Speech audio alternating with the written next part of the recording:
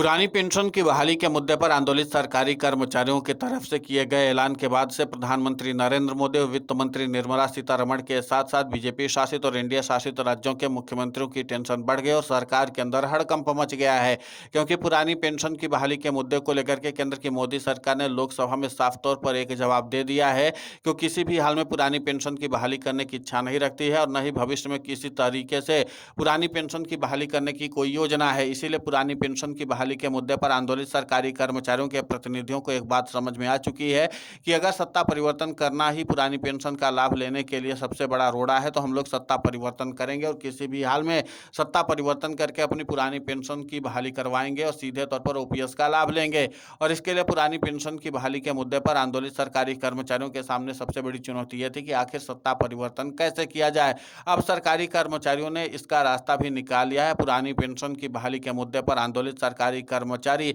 सितंबर से लेकर के नवंबर तक व्यापक तौर पर अपना कैंपेनिंग अभियान चला करके सत्ता परिवर्तन करने की दिशा में काम करेंगे। इस कैंपेनिंग अभियान के जरिए सरकारी कर्मचारी केंद्र की मोदी सरकार के साथ साथ बीजेपी शासित और एनडीए शासित राज्यों की सरकारों के खिलाफ भी एंटी इनकम्बेंसी का माहौल पैदा करके सीधे तौर पर सत्ता परिवर्तन करने के संकल्प को पूरा करने की कोशिश करेंगे। क्योंकि केंद्र की सरकार के साथ साथ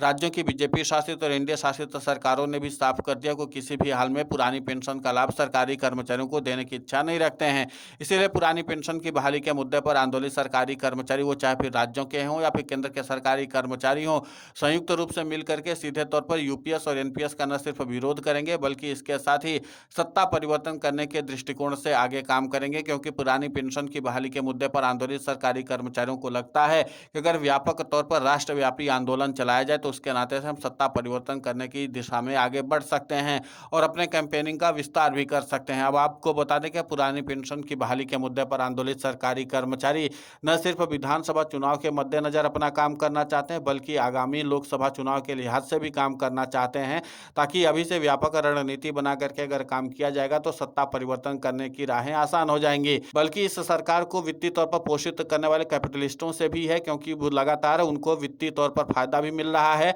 और इसी के नाते से सरकार अपने कैंपेनिंग को सबसे ज्यादा स्ट्रांग करके सरकारी कर्मचारियों की आवाज को दबाने की कोशिश की जा रही है। इसीलिए पुरानी पेंशन की बहाली के मुद्दे को लेकर के हमारे यहाँ पार की लड़ाई लड़ने के लिए योजना बना चुके हैं और हम किसी भी हाल में सत्ता परिवर्तन करना चाहते हैं और इसीलिए सरकारी कर्मचारियों ने अभी से रणनीति और योजना बनानी शुरू कर दी है। सरकारी कर्मचारियों के प्रतिनिधियों ने कहा कि अभी व्यापक तौर पर रणनीति अगर नहीं बनाई गई तो फिर इसके बाद आगे सत्ता परिवर्तन करने की राहें जो है वो बहुत ज्यादा मुश्किल हो जाएंगी। इसीलिए हम सभी कर्मचारी भाइयों से इस बात की अपील करते हैं कि पुरानी पेंशन की बहाली के लिए आर पार की लड़ाई लड़ने की जरूरत है। और फिर चाहे दिल्ली में जाकर के बड़े आंदोलन करने की जरूरत हो या फिर छोटे छोटे कैंपेनिंग अभियान चला करके केंद्र की मोदी सरकार के खिलाफ अपने आंदोलन को और भी ज्यादा मजबूत करने की जरूरत हो। हर जगह पर सरकारी कर्मचारियों को अपने आपसी मतभेद भुला करके व्यापक तौर पर रणनीति बनाने की जरूरत है, तभी पुरानी पेंशन की बहाली हो सकती है। आपको बता दें कि विधायकों सांसदों की पेंशन में बढ़ोतरी हो चुकी है और इसी के साथ सरकारी कर्मचारियों की पुरानी पेंशन पर ताला लगा हुआ है और इसी के नाते से सरकारी कर्मचारी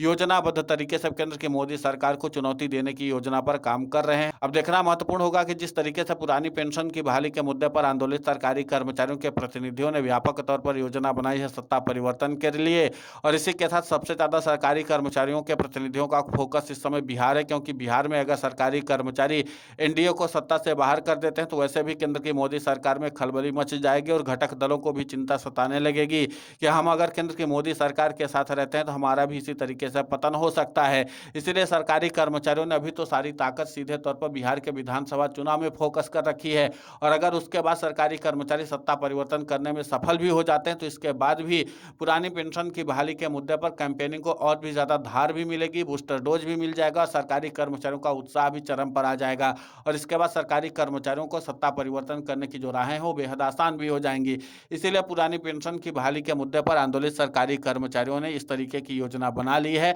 अब देखना महत्वपूर्ण होगा कि जिस तरीके से सरकारी कर्मचारियों ने योजना बनाई उसमें पुरानी पेंशन की बहाली के मुद्दे पर लड़ रहे कर्मचारी संगठनों की तरफ से क्या प्रतिक्रिया आती है। लेकिन इतना तो तय माना जा रहा है कि पुरानी पेंशन की बहाली के मुद्दे पर वो कर्मचारी संगठन भी अब मिल करके काम करने की तैयारी कर रहे हैं जो पहले सरकार के प्रति सहानुभूति रखते थे, क्योंकि अब उनको समझ में आ चुका है कि सरकार किसी भी हाल में संवाद के जरिए इस मामले का समाधान नहीं करना चाहती है, न ही किसी भी हाल में पुरानी पेंशन की बहाली की मंशा रखती है। तो ऐसे में एक ही मात्र रास्ता बचता है कि सीधे तौर पर सत्ता परिवर्तन करने के संकल्प को दोहराया जाए। अब देखना महत्वपूर्ण होगा कि सत्ता परिवर्तन करने के दृष्टिकोण से जो आंदोलन तैयार किया जा रहा है उसमें कितनी सफलता सरकारी कर्मचारियों को मिलती है। फिलहाल इस पूरे घटनाक्रम को लेकर के आपकी प्रतिक्रिया बहुत महत्वपूर्ण होती है, आप हमें कमेंट करके जरूर बताएं। साथ ही पुरानी पेंशन की बहाली के मुद्दे पर हम लगातार आंदोलित होकर के खबरें चला रहे हैं। आप हमारे समर्थन के लिए चैनल को सब्सक्राइब करें, खबर को ज़्यादा से ज़्यादा शेयर करें ताकि पुरानी पेंशन की बहाली का मुद्दा और बुलंद हो।